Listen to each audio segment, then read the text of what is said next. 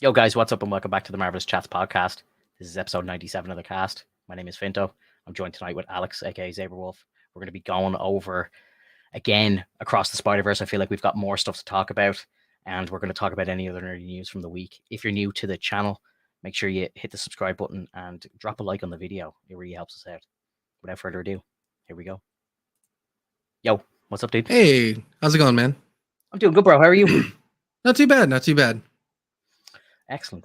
Yeah. You up to much this week, or was it a quiet week? Well, it's just mainly been a lot of work, been on call, but just been pretty much watching anime with Katie, like a ton of it. Like we're watching One Piece. Okay. We started the journey like about a few months ago, and we're already in the 300s. So like we're trailing through, man. How many episodes are there? How long are they? Oh, like 18 minutes. If you skip the intro, and there's really no outro. You can blast through it 18 minutes every time. We do about 3 episodes a day. And I was going to say 300 that's impressive.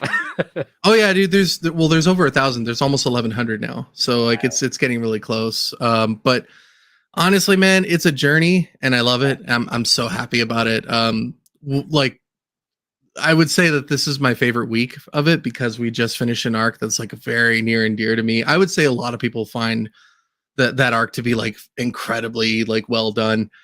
And dude, I got to tell you my favorite moment, because like I get emotional during the show because I love the show. This is my 4th time rewatching it with someone. Wow. And you know the whole lot. Like, is it finished or is it still airing? Is it still new? It's still airing, man. I think they still have a few more years to go. And the creator actually is on hiatus right now because he needs to fix his eyes because he's got astigmatism. Oh my god. Wow. Yeah, the dude's been like trucking it. He's been owning it. These last 10 chapters, like in the mangas, like my god, it's just over. Like well done. So much like it's basically lore bomb. It's fucking cool. But I got to tell you, man, there's one episode that came out, or not came out, but there's one episode that we watched recently, and I get so choked up because it's like a very heartfelt, like, episode. It's very like a send off in a way, and I'm sitting there and I'm like kind of tearing up a little bit because like it's so good, man. Like the way that they do it, the way that it's like I'm sorry, like it's one of those moments. Yeah. And I look over to Katie, and she's got a tissue, and she's like, and I'm like, are you all right? She's like, what? You're like, pass one, please. I need one too. I'm like, oh my god, I can't believe it got her. That's fucking great, dude. I do the same thing. I look over at my girlfriend sometimes when I've seen something and I know there's like a part that kind of gets me in the feels, and I look over and like, most of the time, I don't know, it's weird. We don't like kind of react to the same things, but then there's stuff where I don't find it at all remotely upsetting at all. And like, I'll look over her and just like tears rolling down her face. She's like, don't look at me. Yeah, man. Like she's like, what? The thing is happening. And I'm like, yeah, like it's getting you, right? Like that's epic, dude. No, it's great when there's stuff out there that can hit you like that. And like, honestly, like I went because last week I had to go to see Across the Spiderverse by myself, and like as I said last week, I was feeling like every single emotion under the sun watching that film because it was a little like overwhelming, like how good it was, and just as a Spider-Man kind of nerd, like I just felt like it was ticking every box, and it was just unbelievable. And like I actually felt this. I went to see it again, and I went to see it with her this weekend, so we went to see it yesterday, and she again was like, full 10 out of 10. I didn't notice if she was getting upset at any parts or anything like that, but like, I don't know what it is. There's just a part that it's like, just the way that they blend the music together with like the first scene where Miles and Gwen go swinging through New York and they're kind of catching up and stuff. I don't know what it is, man. It's just like, that gets me, like, it hits me in the feels that like, it's just like, it's so well done. And it's just, the epiphany of Spider-Man to me, like, and it's just a great mix with the music and everything like that. Like, and you're just like kind of, I don't know, it triggers me, man. It's just so good. The production team, man, like they were on point with all that stuff. Like they did such a good job. Like, setting up the music, knowing when the perfect cues for the music we're gonna play, knowing when it needs to change, especially when it was like those brooding moments. So like, how when it changed to where like Gwen took off, and then Miles is like, well, I'm gonna go after her. It started changing into like that brooding music, like, oh, some shit's gonna go down. Like we're gonna find out why she had to take off so quickly. And like it's stuff like that that really gets you going, and we don't see that as well in most live action movies anymore. It's very like it's very hit and miss, I would say. And for this kind of situation, it just felt so good, like just well done, and I fucking loved it. The only thing I would say, and this is a trope of I would say of any sort of like production or producers, is can you work on the mixing? Like sometimes you've got the mixing so bad that like I can't hear the person talk while the music's blaring. Yeah.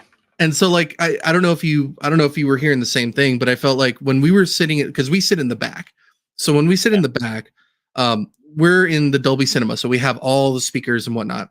Yeah. And so like you have different sections of speech as well as different sections of music playing. So when you have the vocals come in, why is it that the vocals are so far in the front and I can only hear the music in the back? So it's like, but meanwhile it's like like the fucking drums are banging, everything's going on, and I'm like, I can't hear what Gwen's saying.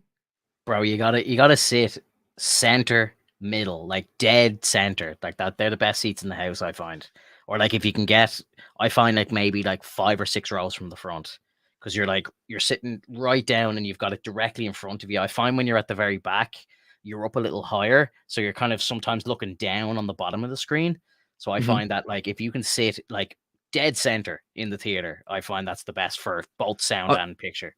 I do it for comfort reasons, man. I really like that's all. Like it's not so much like I love sitting in the middle, but ever since we started sitting in the recliner seats in the Dolby Cinema, it's basically if you sit way in the back, and like it's just me in a comfort thing.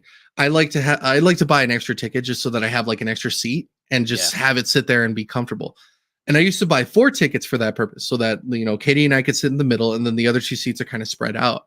Yeah. I'm one of those people. Like I gotta have that room space, and I know Hoffman does the same thing. Yeah. So the recliner seats in this theater room, if you go in the far back, it kind of makes a break in the middle. Like it's got like a rails, and it's like closed off. There's nothing there.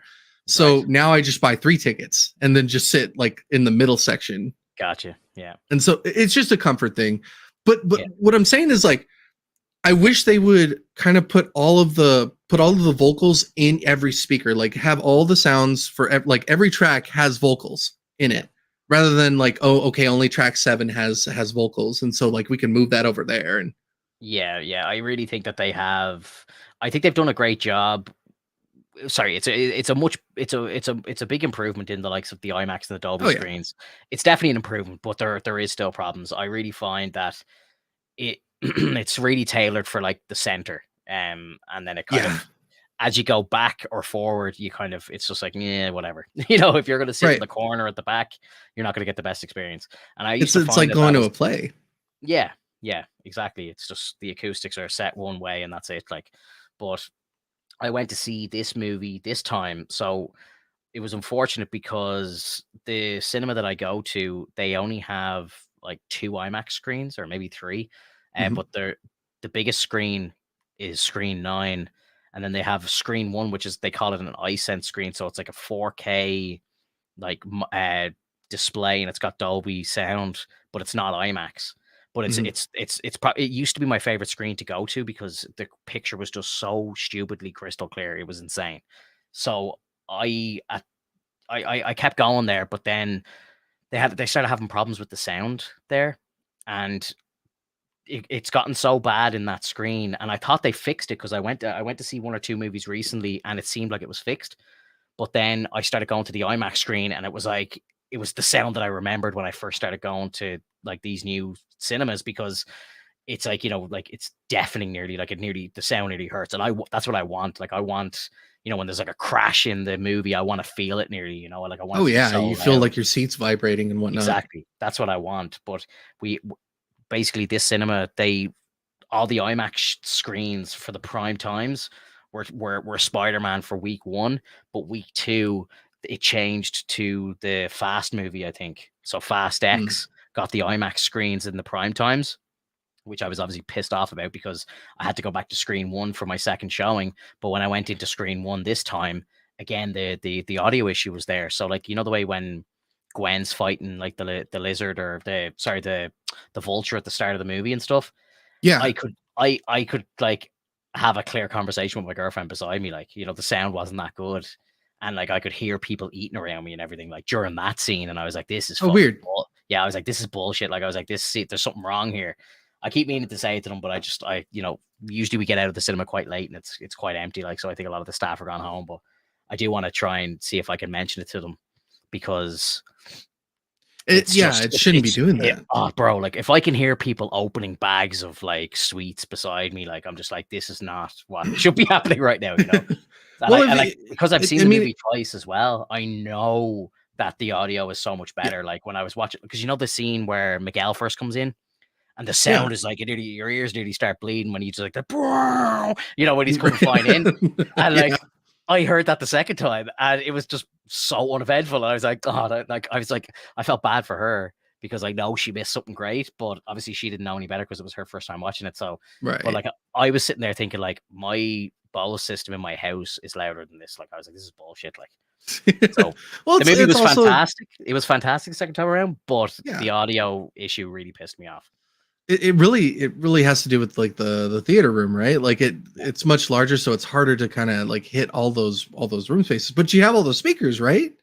Everything's there. It should work. But you know what the funny thing is? You know when you're watching the trailers and stuff, and then when all the trailers and the ads finish, and then it goes to that kind of like Dolby demo that plays. So the Dolby demo is loud as fuck. So I know that the speakers are all working because that's kind of like a showcase of the speakers. Yeah. But then when it goes into the movie, it's like I don't know if they have like the volume set wrong or something. Like, but it's as if like the volume's only on like 30% or something. I feel like if it happens to me again, and I'm in that, if I have to go to that screen again, and I notice that the sound is shit, I'm actually going to get up, walk out and say, turn up the fucking volume in screen one because it's not working properly. Like, you know, I'm going to be that asshole that goes out and complains to the manager, like, because it's just stupid, bro.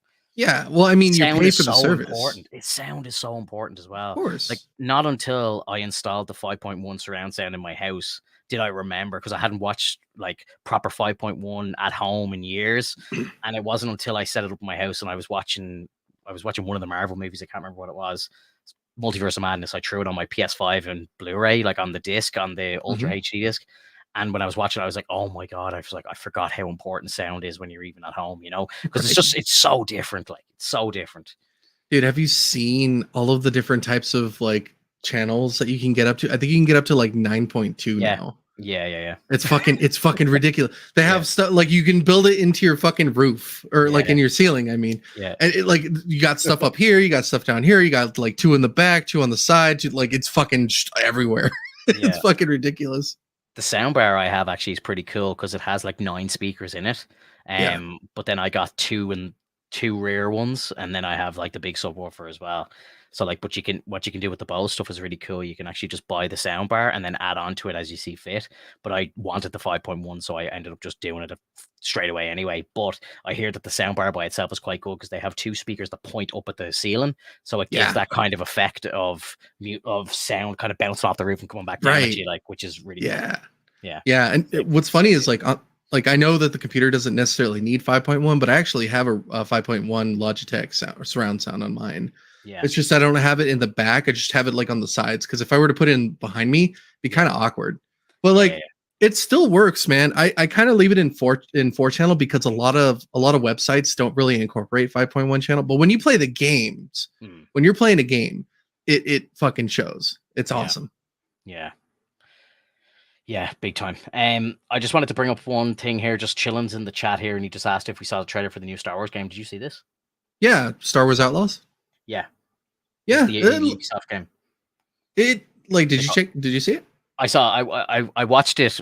Basically, I have company in the house today, so I actually watched it without audio. I didn't hear what was going on, but I just wanted to see what it looked like, and it looks quite cool. I presume from what we've seen from that trailer, like that the woman that's kind of the main focus of the trailer, is that the character that you play as? More than likely, yeah. I would assume so. And a lot of the trailer kind of just reminds me of like it's just their version of Han Solo in the sense. Yeah, yeah. That's what I feel like. You're a smuggler or a bounty hunter or something like that. It'll feel weird playing a Star Wars game where you're not a Jedi, but Mhm. I don't know. I, I'm up in the air, man. Like, my last couple of adventures with like Ubisoft and Assassin's Creed and stuff like that just have been kind of lackluster in a sense. Like, I bought Valhalla. I love like Viking lore and stuff like that. So I said, oh my God, a Viking version of Assassin's Creed. Let's go. Like, I'm going to play the shit out of Yeah. this game. And, loved the start of it. I was streaming it over on Twitch, and I think we did 16 or 17 streams of it. And I wasn't even halfway through the main story. Like, it was just so long, and just like every kind of Assassin's Creed game hits me the same, and I never learn from my mistakes. But it's like the side quests become so like monotonous, and then but it's weird, you're kind of addicted to doing them at the same time. So like when you're rolling around the map trying to do the main quests, you always kind of, like you're running around and you see like a side quest, you're like, oh, I better do this now. When am I going to be back in this area? And then like, before you know it, like you're an hour and a half into doing side quest and you haven't touched the main like storyline. Yeah, it's Right. just, I don't, for me, I'm an adult now. You know what I mean? I don't have the time to sit around, like do 12-hour gaming sessions anymore. Like, I would have loved that back in the day, obviously, to go deep and, try and like just hit every little mark on the map. But do you know what I mean? I just don't have that time to game like that anymore. Yeah. No, well, like we have a household, so it's like you gotta keep things clean. You gotta take out the trash. You gotta do all this kind of stuff. And I know that that's like very trivial stuff, but like it starts to pile up over time. Yeah. So like you really got to keep at it. Otherwise, like, yeah, you won't be able to have your long sessions anymore.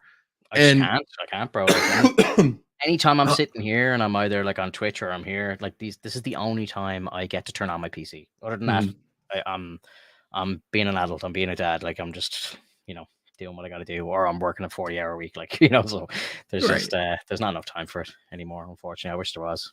Yeah, I hear you. So Chillin was saying that you did see Han Solo in the trailer. Do you want to? Can we bring up the trailer? I think we can. Let me double check. Again, we're like, we can't get monetized because we don't have monetization on the channel. So who cares? Just throw it up. Let's see what happens. It's not as if we're going to be losing revenue here. Like, let's just let's throw it up. Excuse me. All right, let's see. For what I did see of it, the cinematics did look incredible. That's what I cared about most anyway. That's what I wanted to see. I wanted to see, did it actually, like, did it slap? And it looked great. And to be fair, like, they do great shit with, like, even the Assassin's Creed Valhalla trailers and stuff looked amazing.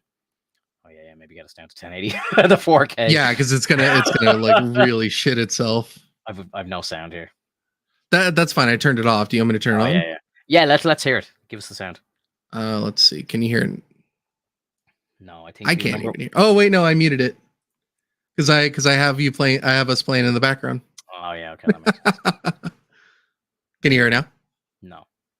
Do you know when you're doing the share, you have to turn on to share the audio as well? Oh, that's fucking ass. Yeah, no, it's annoying. Others have done it without issue. Yay! We're not going to get copy struck. Should be fine. Who cares? I don't see it. I don't see streamer. Do you know when you're going to share the screen? There's a box on the bottom that says "tick to share audio." Also.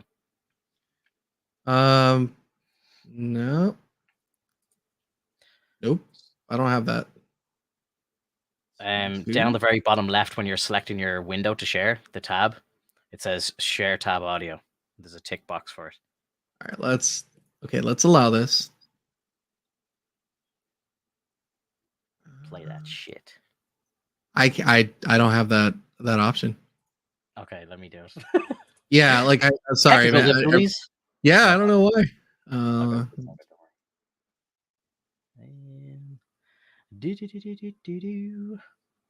Star Wars Theory's live right now, talking about it. Let's put Theory up. Star Wars Outlaws. It looks cool. Like, I'm not gonna lie. Do you know what I mean? Like, it does look cool. What's going on? Why can't I exit full screen? Sorry, I have to bring us over to the second tab here. Gotta love the behind the scenes work. It's not behind the scenes here, unfortunately. Okay. Now. Oh. These are dangerous times. Can you hear that? At least. Yeah, I can hear it now. Cool. The Empire? They're everywhere. That's badass. Do you know what's funny? I think. Do you know what's funny about this? I've always thought this in Star Wars, like if something came out of like hyperspace, like would it just absolutely like destroy like a an oncoming ship? And Right. Answer now. Boom. But the world here? Oh yes. That may not be Han, but it's cool if it is. Oh no. Yeah, it's pretty similar. I think it is Han. Belongs to the Syndicate. Because like there's Jabba, so and there's the two boys. So this is obviously after Boba delivers them. The two boys. Belongs Two to the boys. Syndicate.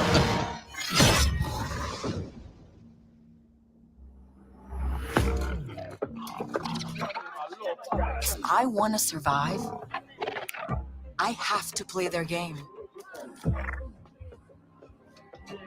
Of course, you have to have something that's kind of cute. Looks like I'm all in. Always Star Wars recipe. Ooh, yeah.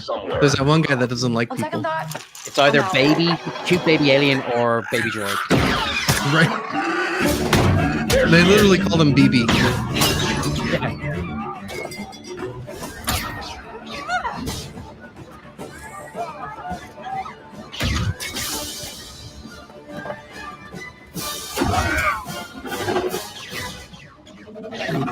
Do.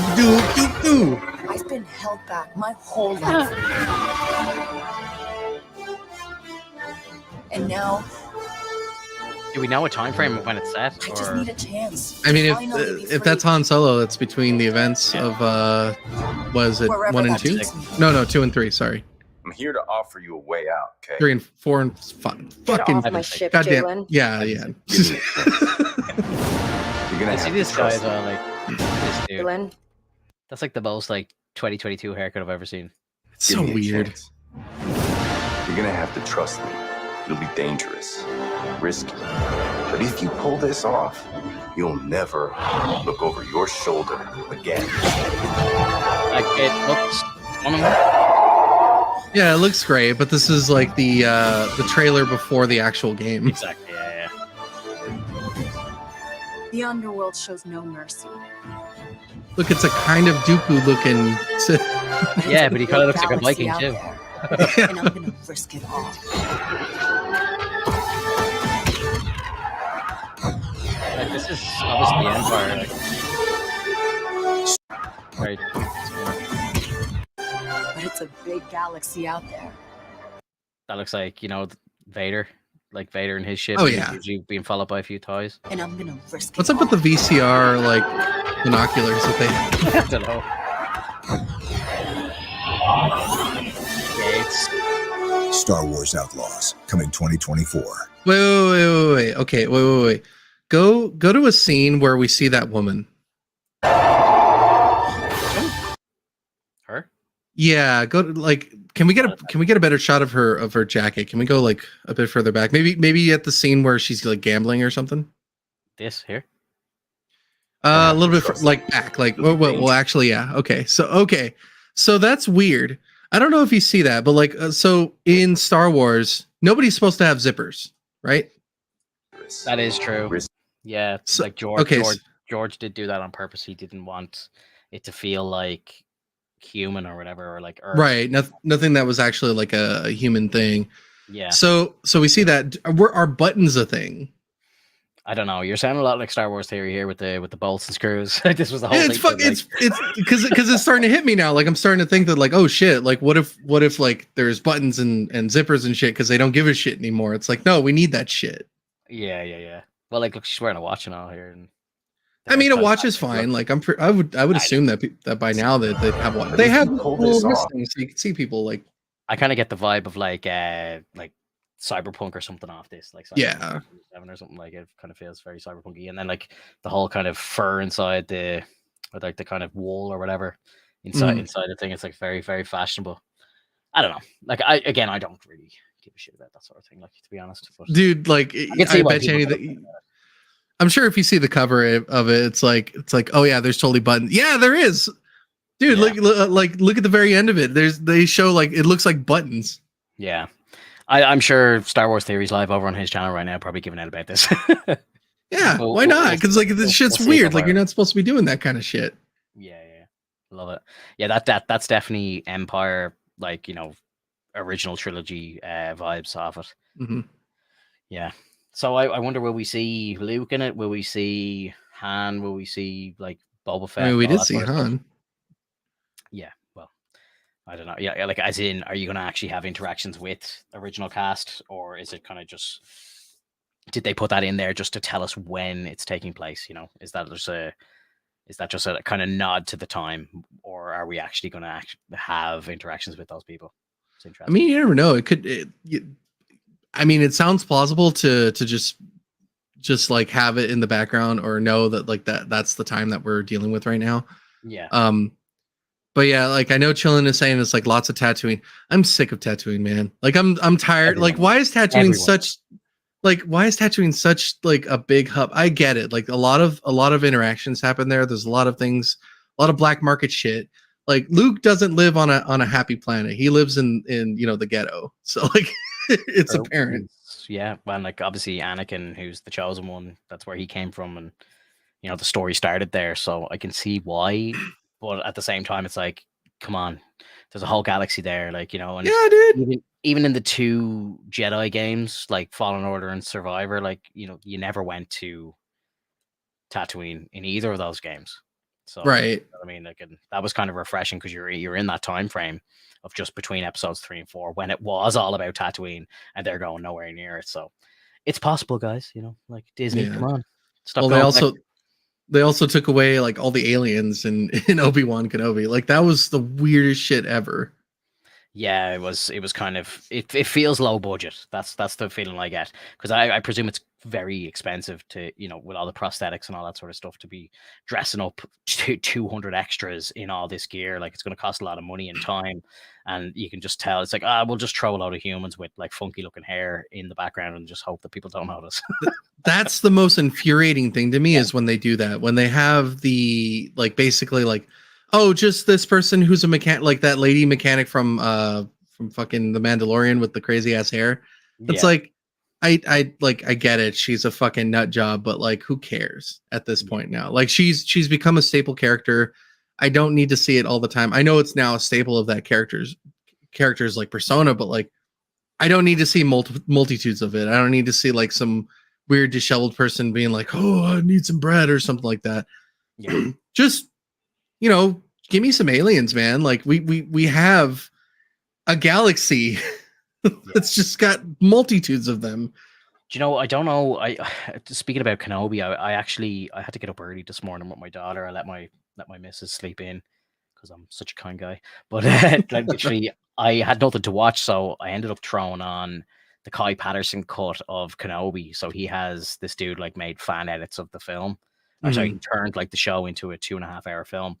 And his latest version, he's released like 4 or 5 different versions of it, and he kind of re-edits it and changes it up a little bit. But he has a 4K version on now with, I think, 5.1 surround sound and stuff, and it's incredible, bro. Like, it just starts out, the pacing is just so much better, the story is structured so much better, all the bullshit's gone, and it, you know, and I don't know if he added this stuff in, but I felt like there was more aliens in it, and I don't know if it's him doing this or if he's just ended up like kind of catching frames of kind of aliens that maybe slipped past us when we were watching the original show, and he's just kind of hyper focused on them or something. But he has everything, every aspect of the show works so much better in his version of the movie. Like, it's so good. It's like, again, I will never rewatch the show, but I will watch his movie like once a year, I'd say. Like, it's that good. It actually makes me love Kenobi. Like, it's crazy. And it's the same thing, but it's just paced differently. And he added a few bits in, like he has like the original score in for like the fight sequences and stuff like that. Like, so he has like prequel music in when like Vader and Obi-Wan are fighting. It just feels so much more epic. And he cuts out all the bullshit with Leia, like, you know, where she's like running through the forest and all, like all the stuff that we were complaining about. All of that's gone. It's amazing. See, well, like but things like that, like I'm actually the opposite, where like, yeah, I appreciate that they made a film and whatnot, but it's not official, and therefore I hate Kenobi for that. I hate the fact that like the people that actually made this originally didn't give a fuck about like the show whatsoever. It's like they're just like, we got Ewan McGregor, we probably gave him all the money that we had, so now our budget's fucked, and so we're like, we have Hayden Christensen, we gave him all the money that we had, so now we're fucked. So what do? Cut a lot of shit out. And well, you do. I presume we did talk about this, but you do hear what originally was the plan. It was supposed to be a movie, and it was written to be a movie. So the original script was for a 2.5-hour film, but then they decided that they wanted to stretch it out into a 6-episode series. So they expanded on the story and just added loads of fluff and bullshit, which is what we all gave out about. And this guy Kai literally said, fuck that, I'm going to make the 2.5-hour movie. And he did what was originally meant to be done. And it's so much better. It's crazy how much better it is. Right. But it's not official. It's not official. Yeah. But and that's what infuriates me. It feels like a Star Wars movie. You should actually watch it, honestly, like, because it's so good. Honestly, yeah, like, I get he has the rolling text at the start. It's so good. It's an official movie. Like, it's incredible. But that's what makes me upset, is the fact that like someone who has such passion, because they don't have people that are passionate about it, and it's so infuriating. It's like, why don't you find someone who's actually passionate about it, that wants to do things right for it?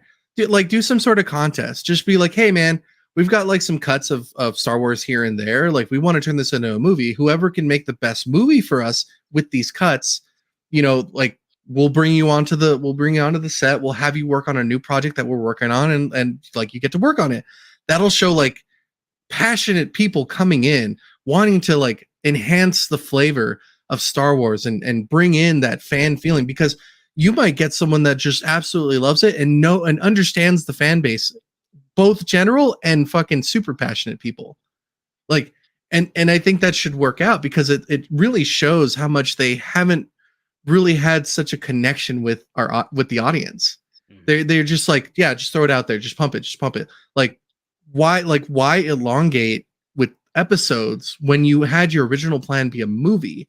Unless it was like, oh my god, like these stories need to be expanded upon, because that sounds amazing. Like, that's great, but like Leia being chased for at least a good 3 minutes.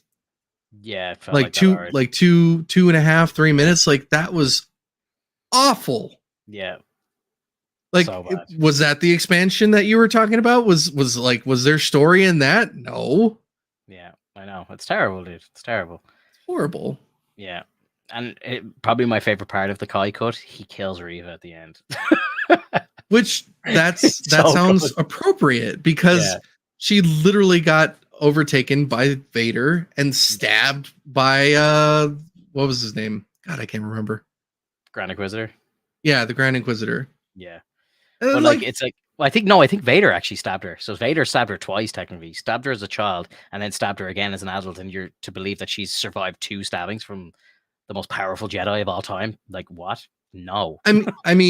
I mean, yes, most powerful Jedi of all time, but that doesn't mean the saber is powerful. It's just the person that's holding the saber is powerful. But like, he has the skill to kill people. You know what I mean? Yeah, but he didn't go like, like, he didn't do that. Like, that would have been instant. Like, yeah, you're dead. I know. I just I find it unbelievable that any interaction with a lightsaber you would survive, unless it was just a clean cut of a limb off or something. You know what I mean? It's getting stabbed. Like, it's so stupid. It's cauterizing now. So like, yeah. It's excuses. Like, all I'm saying is like, it's just excuses. Yeah, I don't buy it. No, I didn't buy it minute one. I still don't buy it a year later. I think it would have been way cooler if like it was really fucking like not gruesome, but like very fucked up, like a very Dooku kind of situation where like Vader weakens her, and then the Grand Inquisitor comes out and grabs both fucking sabers. Is like, hello again. Yeah. Yeah, tit for tat. This is for stabbing me. Like, just takes the head off. Yeah, that'd be sweet. Because that's how Sith are. Like, they're ruthless, and we don't see that much anymore. Facts. Savage, what's up, bro? Dog, fucking Doug. How are you? Oh boy. talk to me about the Flash. We did mention this slightly offline. You were kind of saying that you might not get the chance to go see it. I pre-booked my tickets like 2 weeks ago. As you know, I'm a giant DC fan. I'm a big Flash fan, so I don't really care about the Ezra Miller shit. I'm going to see the movie anyway. It's unfortunate that Ezra Miller's in it, but at the same time, I want to see it. Like, what do you think? Are you gonna see it? You have no interest, no? Like zero interest. I really don't have interest in it, man. But I'll watch it for you. I'll watch it for you, buddy. Because I watch it for the channel, not for me. No, not for the channel, for you. I will do it for you. Now I feel bad. You're spending money for me. Like, I don't like that. I'll spend all the money for you. I got you a candle, man. I got you a candle with Andrew Garfield's face. It's still sitting. It'll never be lit, and it's in my sitting room right now on a shelf. It's on my TV. I look at it every day, bro. I swear to God. It's so good. It's amazing. It's amazing. My next Star Wars hilt is going to be like sitting right beside it too when I get That's awesome. Yeah, no, but like I like the Flash. Like I think the Flash is a cool character. I really like him as a hero, and I love how he's like such a good friend to Batman, even though they don't really say it. Like they just respect each other so well. Like in the comic books, Barry's like good friends with all of them, really. Like, but yeah, I don't know. He's like Barry is the best hero out of all of them. He's like the most level-headed, kind-hearted, and just like down-to-earth character ever. Yeah. Like and everybody loves him for that. And I think that's why the Flash is so beloved. I agree. Did you see the final trailer for the movie? I did, and I wasn't too enticed about it. I know that you're a big fan of like, oh, Batfleck and you know Michael Keaton and whatnot. So like I know that hits your like chords pretty well, and you know you're like, oh my god, I can't wait to see it because you know we're gonna see Ben Affleck again. We're gonna get him. We're gonna I'm more excited about Ben Affleck than I am about Keaton, to be honest. Right. I was never a big Keaton Batman fan, but we can talk. I'm just gonna put this trailer on the background while we're talking. But like I don't know, man. It's just like I'm excited for this. Like this, I think the suit looks cool. The storyline looks cool. Like I love that iteration of Alfred. I think he looks great. Like this kind of shit, like that looked fucking sick, man.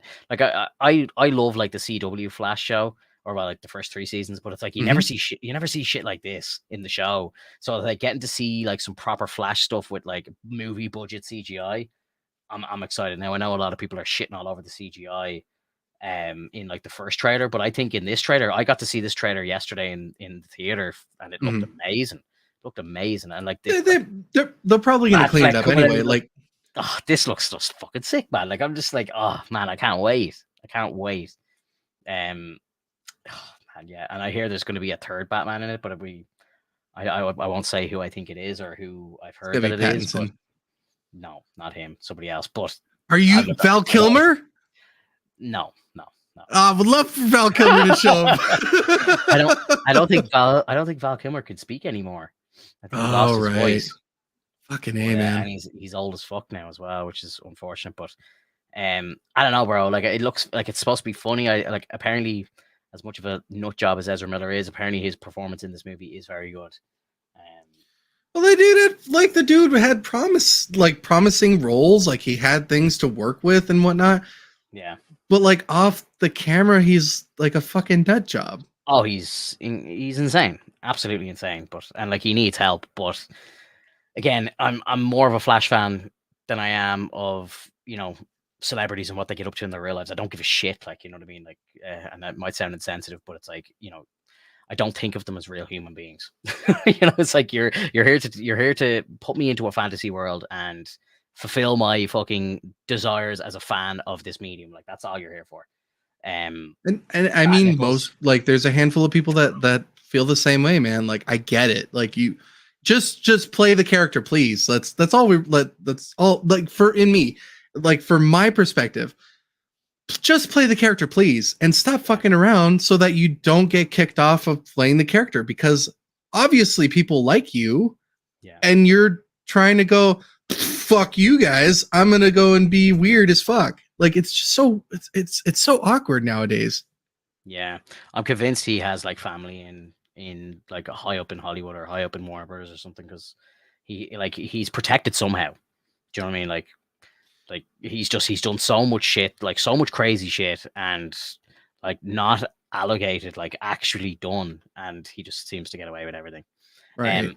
The reason why I have my Michael Shannon on the screen here is Because he's he, old. no, but he apparently I was watching an interview with him today, and he was saying that he actually went to Zach. He's a friend of Zach. He's a big fan of what Zach did, and he actually went to Zach and asked for Zach's permission to be in this movie. And Zach was like, "Yeah, you have my permission. You can reprise your role as Zod in this movie." Because like when they first approached him to play the character, he goes, "Did they see Man of Steel? I die at the end of that movie." Like, and then they're just like, "Oh, this is multiverse stuff." And he's like, "Okay, let me talk to Zach first." So like I thought that was a really cool kind of show of respect. And I love that Zach just went, "Yeah, look, I've seen bits. I know Andy the Muschietti, the director. He's like, he's a cool dude. He's doing something good that I agree with." So Right. he's like, "Go ahead. I give you my permission to be Zod." Like, I thought that was class act from everybody involved. Mhm. Like the Keaton stuff, Well, right? it's Like the it's Keaton just stuff looks so cool, bro. Like it does. Like we never had Keaton looking this cool ever. oh yeah. But it's just so funny that like when he drops in, he's doing all the fucking ninja shit and all. It's like we didn't see any of that stuff in any of his movies, and now he's Right. back. Now he's back as Batman in his 70s, and he's doing all the acrobatic shit. It's just hilarious. Like look at this. Like this was never in any of his movies. Like Dude, you try so to move funny. your neck in that bat suit. Have you ever seen the supercut of that shit? That's so It's fucking funny. It's so good, dude. Like yeah, he's like half his body turns just if he wants to look to the right. It's so good, dude. What did you say? Yeah, it's just I don't know, bro. Like again, I'm just excited. I think it has promised to be a good movie, and I know there's a lot of like really positive reviews out now. And I was like, are Warner Brothers paying for these or what? Like, I don't know, but I think you kind of touched on it last week when we were talking about Across the Spiderverse, and you were like, it's not superhero fatigue. We were just waiting for a good movie, and I think this might be a good DC movie. Like, I really do. Like, I think it could be. Like it does look like it is. Ticking a lot of boxes for. Well, it really is based on the fact that No Way Home did such a good job that they're like, okay, we absolutely have to do Flashpoint, or we have to do like the New 52. Like we have to kind of do something that says like, oh shit, things change because the timeline has been screwed with. Yeah. And like I get it. It's just a weird time for them to do it, considering that they took so long. And now there's all this kind of trailer probably just showed all the good stuff. Yeah, more than likely. I hope not. No, dude. Still some surprises. Dude, the fucking marketing team are like they're such assholes, man. They're such fucking assholes for doing all that. Like you get some of the best shots ever, and it's like, oh shit, it's in the movie. It's like, okay, well, yeah, whatever. We just saw that. You know how good Across the Spiderverse's fucking marketing was? It was so good. You know why? Because when we saw the trailer, like one of the first trailers where Miles like pops into the other universe, he's immediately chased by Miguel. And we're like, oh, okay, so they're like on this fucking like sequence of being chased. Like it sounds like he's being chased through the multiverse. Okay, that's cool. Did we see that in the movies? No, we saw him being chased within Miguel's universe, which I thought was like fucking like cool. Like that's really good. That's really good marketing, because it's like, yeah, you thought, man. Yeah. Nope. This is different. I know, like they need to, especially with the Ezra stuff happening, I know they need to kind of shift the marketing into like a multiverse Batman story, like to try and sell it more, and then add in Supergirl and stuff like that. But could you imagine if they didn't? Like, I think anyone who knows the comics well kind of know where the story's going anyway, like, with Flashpoint and stuff like that. Like it's kind of an adaptation of Flashpoint, so kind of what's going to happen. But if they kept like Keaton out of the trailer, if they kept like Supergirl out of the trailer, it would have been like big surprises. Like because again, like you might be expecting, if you didn't know, you might be expecting maybe Cavill to show up, or a different Batman to show up or something like that. Like, or maybe just show Batfleck in it, but don't show Keaton or something like that. Like leave some surprises. But I do understand marketing wise why they have to do it. Well, you know what would have been really cool? Like I get it. If you want to show Keaton, you want to show Batfleck, that's fine. I'm totally fine with that. For Supergirl, they could have done like Henry Cavill. They could have like superimposed Henry Cavill in there and just told him like, hey, we're just going to use your likeness, but we're like, that's not intended for the movie. Like we're just doing this so that we can hide the fact that Supergirl pops in. Well, apparently he did shoot scenes for it, and they were like scrapped. So I think they flipped the script, or maybe the two of them were meant to be in it at some point.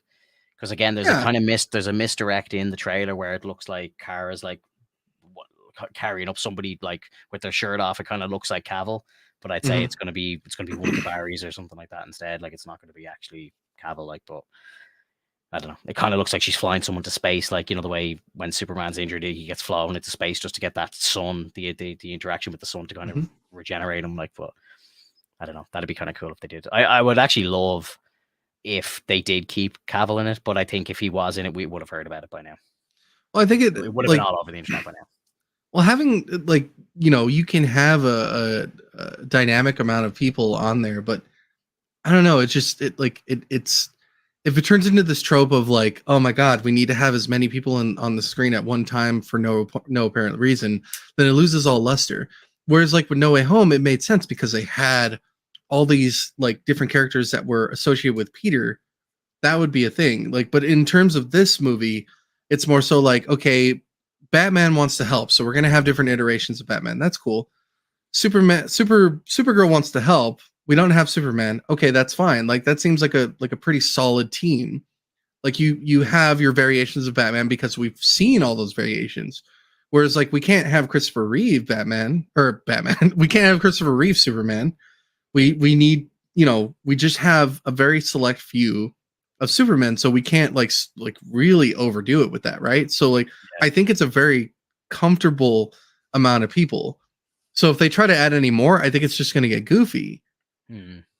So like, but it already looks like it's going to try to be goofy because when we see Flash, we see that there's some fans that are nearby and they're like, oh my god, and it's like, I'm tired of that because it's like, there's more than a few people that are really interested in the Flash. Like they're like, why can't we I know it sounds fucking weird, but it's like one of those moments like, why can't we have just like the Flash running through saving the day and then you just see a bunch of people just like, yay, thank you, Flash. Like that. I know it sounds simplistic and silly, but like that's what you would see with heroes. Like you'd save the day and everybody would be like, fuck yeah. Not just as, oh my god, it's Spider-Man. Spider-Man, can you do a flip? That's what I do about Spider-Man. Like I just fucking so ridiculous, man. Yeah, I don't know. Teenage girls like having crushes on superheroes. I can see why they like that shit would be like that shit definitely would happen. That's for sure. I mean, I have a crush on superheroes, man, but you don't see me going out there and being like, yeah, you did it. I think if you ran into a superhero that you had a crush on, I think you would be like that, bro. Oh, dude, by all means, I'd be like, and then that's it. Like I'm not really that big of a person that like dude, I promise you though, I would be trembling. I'd be trembling. Like I get up to I'd be like, can you sign my thing? Because it's like, when am I ever going to see them again? It's like a celebrity that you've been wanting to see for your entire life. It'd be like seeing a celebrity times 100 if it was like Thor or something that you ran into if it was real life, Dude, I don't watch a lot of Liam Neeson stuff, but if I ran into Liam Neeson, I'd be like, oh my god. I never realized how tall he actually is. He's super tall. He's like 6'5" or something. Like you'd be terrified if you saw him. You're afraid of him stepping on you or something. Do you have a piece of paper and a pen? I'm going to sign something for you. Yeah, dude, I don't know. Like, I'm excited for the movie. Like, I think it's going to be good. Yeah, so I'll definitely want to do. If you don't get a chance to see it, maybe I'll give you a spoiler-free kind of review of it next week, and because I have the tickets booked for Friday. So next week's podcast, I will definitely be talking about it. So I'll just head down to the Regal. Like the Regal's pretty empty, so I'll be able to get a ticket, no problem. Sick. Yeah. Do it. I'll just get some blankets and some pillows in case I fall asleep. I don't think you're gonna fall asleep, dude. I think it looks very interesting. I think there's gonna be a lot of action going on it. Yeah, I'm not trying to super downplay it, but like it's not my cup of tea. I would much prefer Green Lantern, but I totally understand it's probably gonna be pretty fun. Yeah, no, it does. It looks fun. Is there any other nerdy news bits from the week that you want to talk about? Did you see the Secret Invasion 5-minute clip? The intro? No, I didn't. Did you not know about this? No, I didn't actually. It's Yeah, the first 5 minutes of episode 1 or something, is it? Yep, they showed the Wow. first 5 minutes. Where did they show it? It's on a website. You had to have a password to look at it. Oh fuck. Okay. And this is like is this a leak or was it like officially put out? It was officially put out. Oh fuck. Okay. Send me on those details or post in the Discord or something. I'll definitely want to check it out. That's Yeah, I definitely got not something I don't think we can play here on YouTube. Like, but yeah, for sure. I'll check it out. Yeah. Yeah. They're looking like from what it looks in the first 5 minutes, you could see that it's a bit more serious. It's not really trying to hit that note of like the scrolls are coming. Do. It's like very already like here. yeah. Yeah. I'm here right now. It's actually trying to take a serious approach. It's like because like I was watching New Rockstars and they're like you could see how the tone from the guy who's like it's an invasion.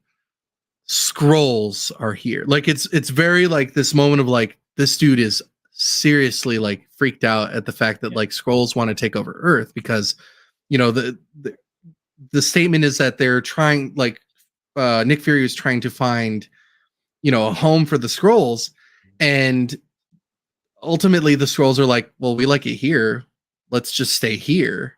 And it's like becoming a threat because it's like, no, the humans live here, like we live here, get the fuck out. And they're like, no, we like it here. And it's like they're squatting. It's fucked, man. And I'm really excited for that because like just the first 5 minutes, it's like, okay, you guys are really trying to give a darker tone to this. You're trying to make it feel as if it's going to be a more brooding kind of show. And I'm for that because I've really been feeling like we've been missing out on that kind of stuff. Yeah. I'm excited for the show as well because I think from what I've heard from some rumors is that there's going to be some scrolls that have been in place for a long time, and I think they're going to actually change the history or the importance of a lot of events that have happened in the MCU already. So you're going to watch when this show's finished, you're going to potentially go back and watch some of the older projects with a different lens because you're going to be like, oh my God, that's not actually the real person that's actually been a scroll the whole time, which is kind of fucked up. It's cool. Well, I'm for that. I'm all for that because then it's like, oh shit. You're putting new we get value to rewatch the movies and see what we see. Like, see oh shit, that person's not. That's a scroll. Like, that's gonna be so fucking cool. That's exciting, dude. Yeah, I'm really into that. Like, even as far back as like Civil War, apparently, it was like 2016. Like, that's wild to think. Do you think that they're gonna do some crazy retconning? Like, do you think they'll go too far with it? Like, they'll take like. Imagine like Natasha shows up again, and it's like, oh yeah, that was a scroll that died in Endgame or whatever. Like, you know. No, did they go that far? No, because if you think about it, when a scroll dies, they change back to their original form.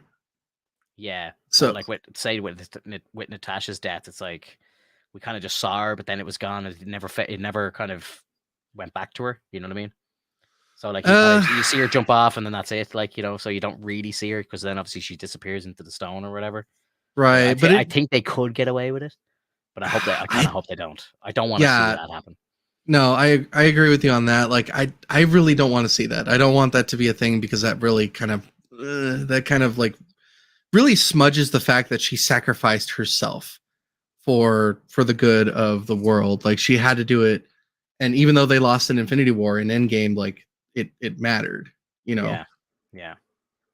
So it just. No, wait. She sacrificed herself in Endgame. That's my mistake. Gamora died in the first one. Yeah, she was killed in the first one, but and Natasha sacrificed herself in the second one. But again, it's like, you know, they could potentially start retconning loads of mad shit, like, you know. No, Natasha's dead. Please don't. Please let Yelena flow. Like, she's the sister. Like, let her just have her moments. You know. Yeah. Pick out a Natasha from a different universe. Fuck it. Like, just like literally pull people from different things. We've seen it in Across the Spiderverse. We can, like, it's already confirmed, Finto, that Earth 1610 Miles got bit by Earth 42 Spider. Yeah. So like it works that way. So it creates this connection between other timelines. Yeah. It sounds plausible to me. Like, it sounds like it's something that you can work with, especially for live action movies. Like, fuck yeah, I'd do that. Like, we get a Natasha that's like in like she was in all white in the movie like Black Widow. What if in a different universe she's like all white in that one, and then she actually changes to a black suit later? Like it's just these kind of like little tidbits here and there, you know. This Natasha actually could have children and did have children with like Tony or something. Jesus. Like that would be so cool. That'd be interesting. Yeah. And so like now Tony's got his own kid. Like, you know. Do you think if like Scarlet wanted to come back, do you think like they would do like a multiverse thing like that? Like, you know, the way in What If? Yeah. Yeah. And do you think people, because I know like they did it in What If and it was kind of acceptable, but like do you think people would accept that in like the main MCU for just another version to come in and be like, oh, I'm just gonna stay here now, and or do you think it's kind of like a cheap trick or something? Dude, we have a different Gamora. Like it's different timeline, I suppose. Yeah, like time travel did that, but like right, but it's still a different universe because it's already created an anomaly. Yeah. You pulled her from that time. It's an anomaly now. I hate it. I hate Gamora. Why do you hate it? You hate Gamora. My Gamora is dead. She died in Infinity War. That's the end of it. Like I thought the character has been so irrelevant since then. Well, that's the point of the third movie is to kind of like let you know, like the Gamora you knew in the past is gone. This new one doesn't know Quill, and that's the whole point of like Quill's journey is like, this is not my Gamora. I need to let her go and understand that this new Gamora is just someone that I can admire. And that's all it is. And so like I never took that as a means of like, oh man, I hate this new Gamora. It's more so like, nah, dude, this ain't your Gamora. Like, let her go. It's done. It's over. Yeah, I agree. But like, but you see how easy it is that they pulled someone from a different timeline, and like thinking about it now, like you don't really even think about it because it's like, oh, okay, yeah, they just pulled them. But I feel like that works because it's like that's something I could be comfortable with. Okay, they just pulled someone from that point. That makes sense. I could work with that. If they went out and they were like, that Black Widow that died to get the soul stone again, she was actually a Skrull. Clint walked away and she transformed and it was a scroll from like a different thing. Like how much of a fucking punch in the nuts is that, in my opinion? Like when a Skrull dies, they usually transform back immediately. And Clint looked at the body, you know, he was like, oh yeah, she's dead. Like it's that moment of like, okay, we can confirm. Yeah. So like, doing a retcon like that just seems like a really fucked up situation. But if we do the multiverse thing, which is appropriate because they really need to advance on that as soon as possible. Like they need to start pushing that shit. Yeah. You know, because like you want 838 so badly. You want those incursions and whatnot. Yeah. And I hate the idea, but I would prefer something to happen than nothing at all. Sorry, Andre's late to the conversation. This all came from us talking about Skrulls in Secret Invasion. We're actually talking about it. Yeah. Oh yeah, big shout out. Jump into the Discord, guys. Into 182, also on Twitch. Give him a like, give him a follow, subscribe to him. Give him some money if you can. Hashtag Ed. Like I look, you know, I hope that Marvel are finally kind of getting into that, turning the kind of page like stage where, you know, I feel like we're still kind of stuck in a kind of batch of content that they all worked on at around the same time and was all in that kind of like phase 4 vibe.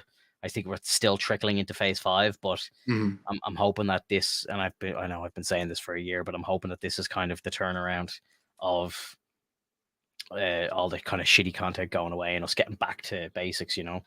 Right. Yeah. Because I don't hold any hope, really, unfortunately. Yeah, and I think like it's like I've said multiple times before, I don't think we're in a superhero fatigue. I think we're in a quality fatigue.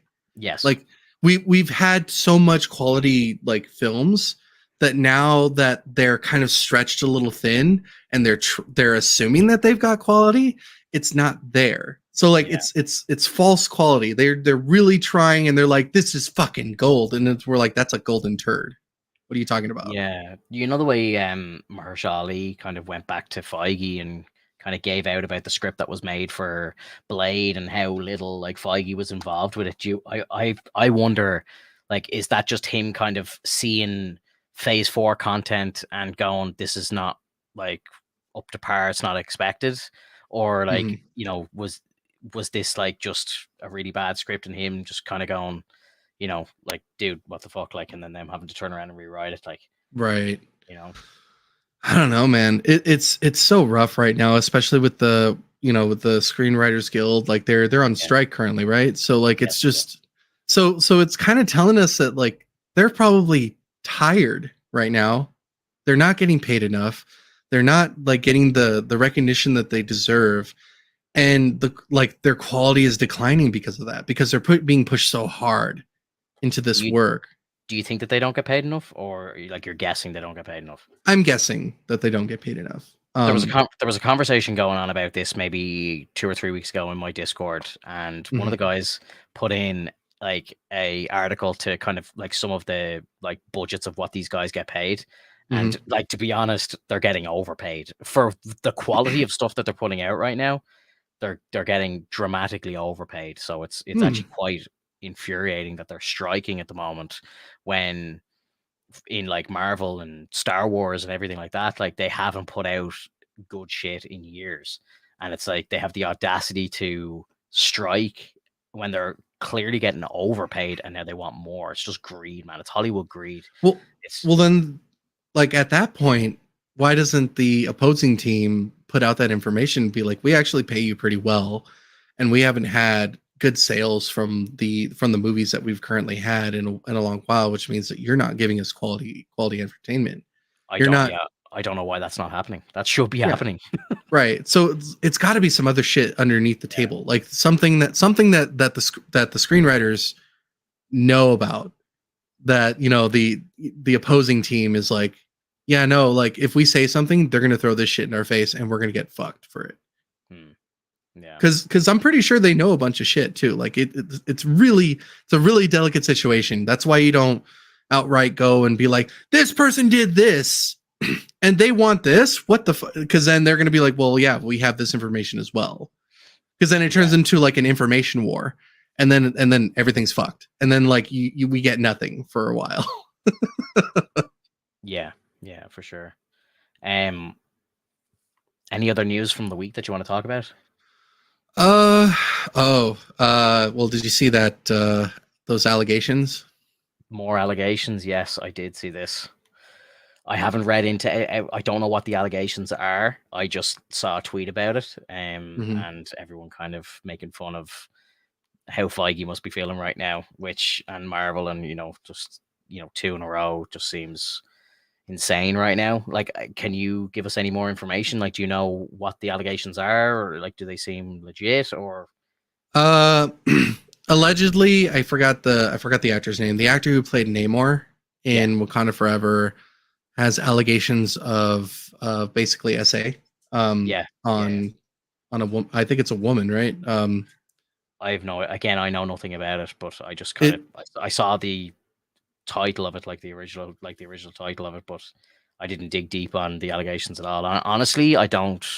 This sounds awful, but I just don't care. I don't care enough to go and read about it, to be honest. Well, it's turned into the point where, like, it's not that I don't care. It's just like I can't believe how easy it is to get into, to get into a team that's literally going to make you a star, and then you go and fuck it up. Yeah. Like, what is your problem? Like, what is your deal? Like, why are you doing this? Like, you could be on top of the world right now. What are you doing? Yeah. Like, don't screw things up. And then you make Disney look bad, which they don't sometimes like at all. Yeah, because then they're like, get the fuck out. Zero tolerance. Yeah.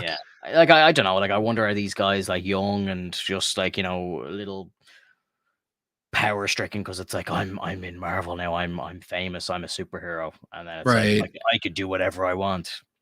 Or is it people taking advantage of that? Like, like the other way around. Like, is it just stuff that's happening where, like, this dude's just, being a nice guy on a night out, and some girl, like, he gets a bit too drunk, and some girl's like, oh, I can take advantage here, like, Right. both And scenarios happen every day of the week, yeah, So, and like even further back, like you think about it, it's like, okay, well, their upbringing shows that they, endured this and that, so that's probably why they're this way.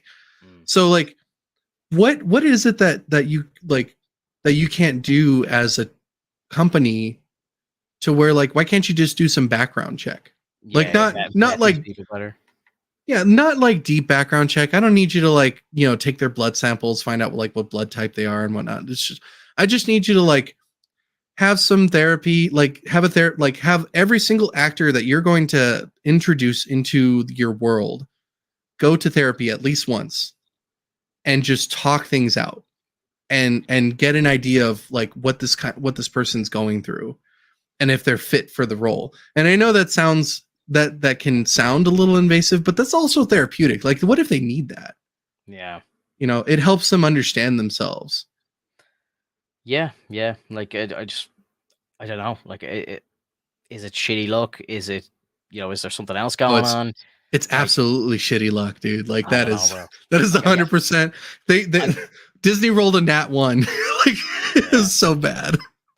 There's a lot of shit going on, and there always has been a lot of shit going on, with Hollywood, and I don't even want, it's stuff I don't even want to talk about here. But Right. there's Mel Gibson's. I don't know if you've heard about this. Mel Gibson's bringing out a documentary, like a 4-part documentary. I'll let you look it up yourself. I'm not going to talk about what it's about.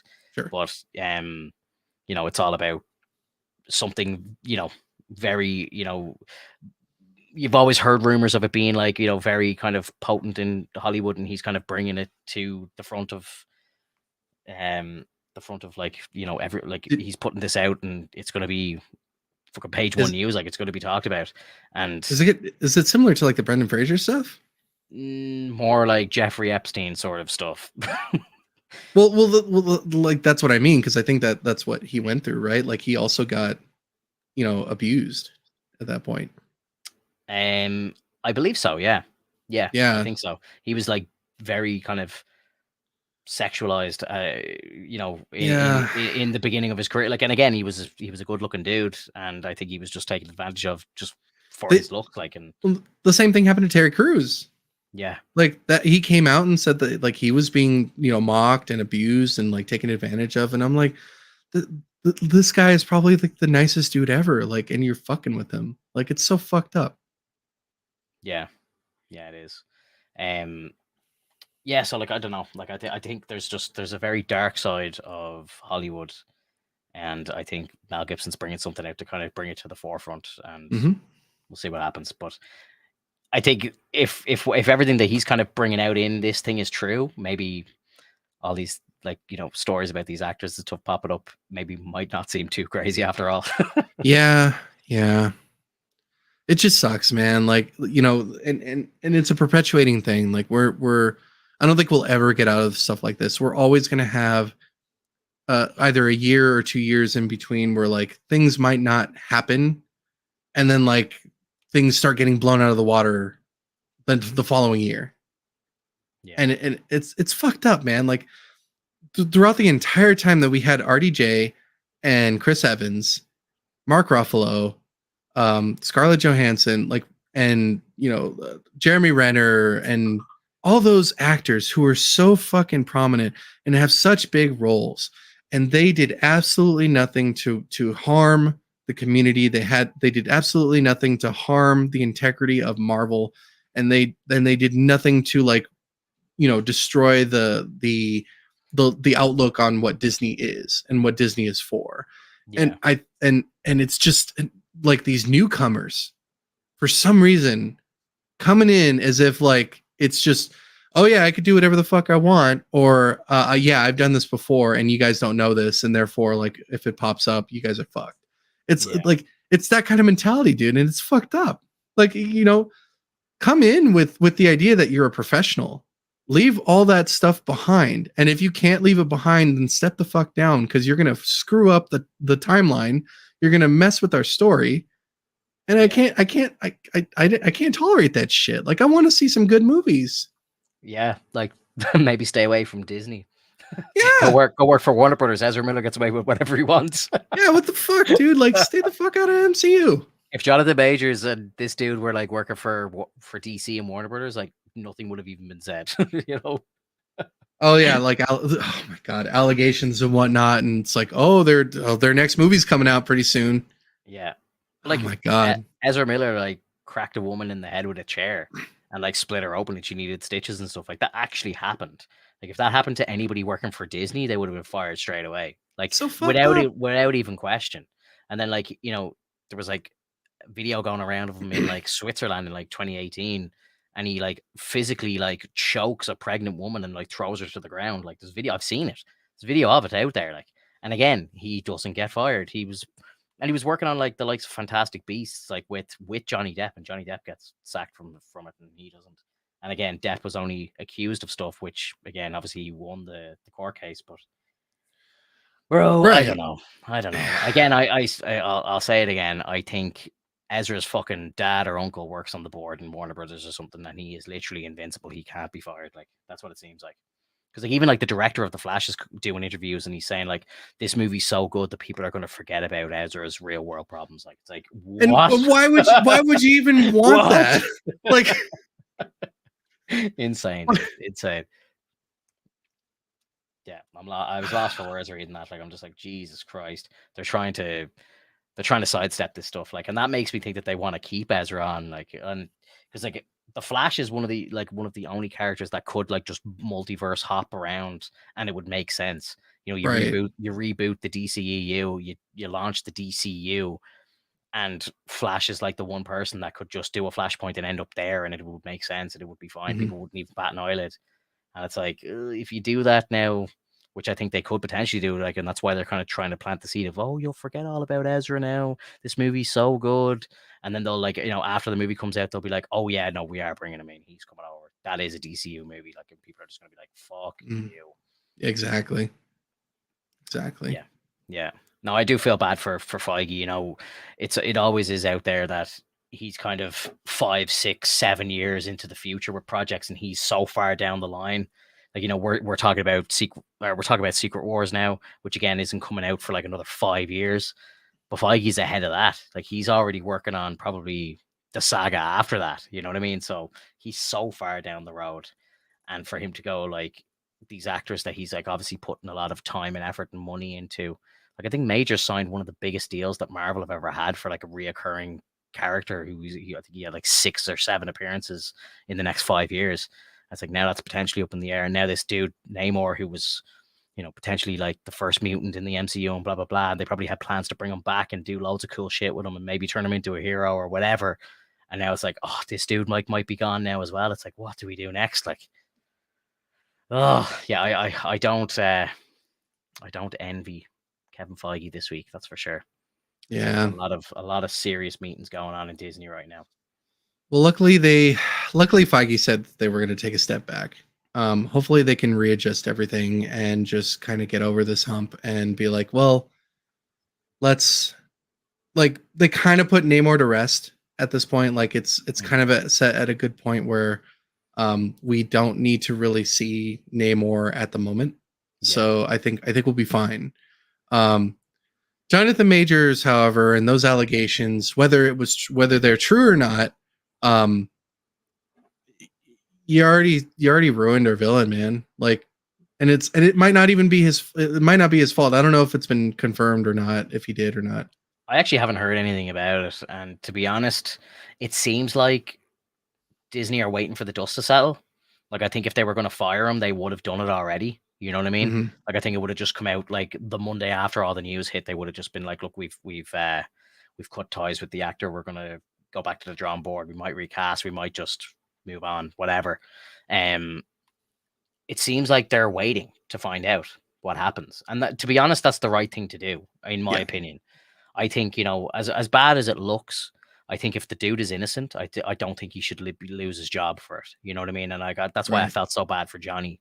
It's like the dude's career was pretty much on the chopping block. It was, if he lost the case, fair enough. You get found guilty, your career's over. That's fine. But it was going down the road of the fact where win or lose, his career was over, and that's not right, I don't think. And I love the fact that Johnny's now come out on the other end of it. I think he had a movie at the Cannes Festival a couple of weeks ago, and he got like a fucking 8-minute standing ovation after his movie. Apparently, his first movie back is going to be incredible. So I'm Good. delighted. I'm delighted for him. Like, you know, it's great that he's going to bounce back. That's fantastic, because I don't It's think the same- innocent people should suffer. But Yeah. if he was guilty, I'd be like, yeah, fuck it. Like, boycott him all you want. I'll never watch another movie of his, whatever. Like, he'll never work in Hollywood again. Fine. But I think, you know, his name shouldn't have been dragged through the dirt until the court case was over. And I know he's a fucking larger than life celebrity, so it's hard to do that. But I think they need to do that with Jonathan Majors. They need to do that with this dude here as well. The guy who plays Namor, I can't remember his name either. Like, these dudes need to stand trial. Like, what's the fucking saying? Like, you know, innocent till proven guilty. Like, you know, that's the way it should be. And I think the companies should really like look into that and be like, we don't condone this behavior, but as we understand, like until we have all the facts, we want to just show, like, give our support to Jonathan Majors, let him know, like, you know, we hope that things are proven to be, you know, things are basically disproven, and that he really didn't do it. Otherwise, like, you know, basically put out a statement saying, like, we understand the situation. We're going to do our best to stay neutral. We give our support for both teams. We hope whoever wins gets their or whoever loses gets their reconciliation. Whoever wins gets their like due justice. Yeah. And things kind of reconcile. That determines the outcome of what we will proceed with. But like, if it's basically like allegations, pitchforks and torches, like you're not helping. You're smudging the guy. It's like when they got rid of Johnny Depp from like all things like in movies, and they were saying like, oh, he's never going to come back into Pirates. We're never going to see him again. Like, he's done for. It's like, fuck, dude, that's pretty fucked. That's pretty sad. Yeah, I agree. And like, you know, it's tough because it's like, you know, do you think that, let's say, for example, Jonathan Majors gets cleared, he's innocent, and he comes back. Do you think like the box office of the next movie takes a hit because there's people out there that still question it and still go, you know, 100%. I don't think I think he's a scumbag. I'm not going to go to see this movie. Yeah, 100%. Because you have people in this world that don't understand the concept behind like innocent until proven guilty. And, you know, once the court decides that you're innocent and that you should be absolved of all of your, like, you know, accusations, and that you should be reprimanded for, you know, for what occurred to you, it doesn't matter. There are people in this world that will consistently be like, I don't care, he was accused. I think he's still that kind of person. I'm never going to see that dude again. and it hurts. And I think that's probably why the companies do their best to be like, we're against this guy now, because they don't want to be seen as like supporters. Yeah. And like, obviously I get it. You don't want to support that kind of like behavior, but I would say the strongest force is neutrality in that sense. Yeah. Just be neutral. Just watch from the sidelines. And when you see the answer and you get the side that's picked to be the true part, then that's when you're like, okay, now we can take action. Now we can bring down the hammer. Yeah. Like it's sad, man. I hate talking about stuff like this, like, because it's just, you know, it's so hard. It's depressing. It is. It really is. Like, because I just, it's not what I want to think about when I'm thinking about, you know, comic book movies and stuff that we enjoy so much. I don't think how fucked the world is. Like, it's supposed to be an escape. You know, it's not supposed to be bringing all this stuff to the forefront. I'm trying to think. Was there anything else that came up during the week? Is there anyone in the chat who has any news from the week that they want to bring up? Yo, Rhino, what's up, dude? Welcome in. Rhino was actually someone who was in my Twitch stream there during the week, so I appreciate you. Oh, that's cool. Yeah, that's cool. We were just talking about there's some allegations out about the actor who played Namor in Wakanda Forever. Mm-hmm. That there's some assault accusations against him. So, and it's not the first time that it's happened this year to an MCU actor. So it's probably become news now because it's another dude who's doing it. Right. Whereas, well, I don't know. Like again, maybe it wouldn't have been front page news if the Jonathan Major stuff hadn't only just come out a couple of weeks ago. Because again, the guy's not too well known. It might have flown under the radar, but now it's front page news. So it's and obviously it should be. But the fact that he's not too famous, I wouldn't say. I don't know the guy from anything bar playing Namor. I've never seen him. Yeah, neither do I really. Yeah. So again, maybe he just. A story like that might have flown under the radar otherwise. Yeah, I don't know, bro. I don't know. I don't think there's really much else this week. It was a bit of a quiet week this week. I can't believe we went live for an hour and 20 minutes. Yeah, man. Always got something to talk about. There is. Even on a slow week, there is stuff to talk about. Yep. Yeah, so look, next episode of the podcast, we're live here every Sunday on YouTube, and then they stay up here so you can rewatch them whenever you want. Next week we're probably going to be talking about the Flash. It's probably going to be a pretty heavy DC one. We're always keep our ear to the ground just with news from the week as well. So, and we're always in Discord as well, kind of posting news and rumors and all that sort of stuff, all the juicy bits. So yeah, look, if you're listening to this on a replay, guys, let us know in the comments below. Let us know what you think. Did you watch the Across the Spiderverse? Did you like it? If not, yeah, let us know. And we'll see you in the next one. Bye, guys. Take care, everyone. Bye.